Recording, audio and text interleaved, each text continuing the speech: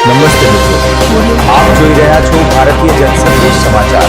હું છું દિનેશ કુમાર બાબરિયા, ભાવનગર.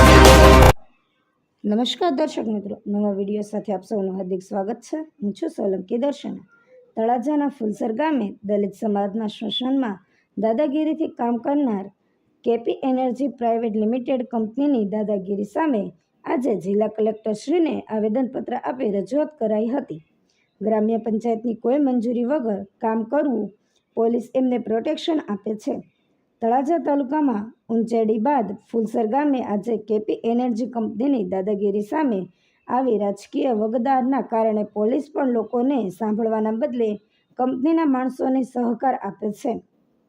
ફુલસર ગામનું સ્મશાન કાયદેસર નિયમ થયેલ હોય દલિત સમાજના દફનવિધિ કરવામાં આવે છે. એ જગ્યાએ કેપી એનર્જી કંપનીએ વીજપોલ નાખ્યા છે.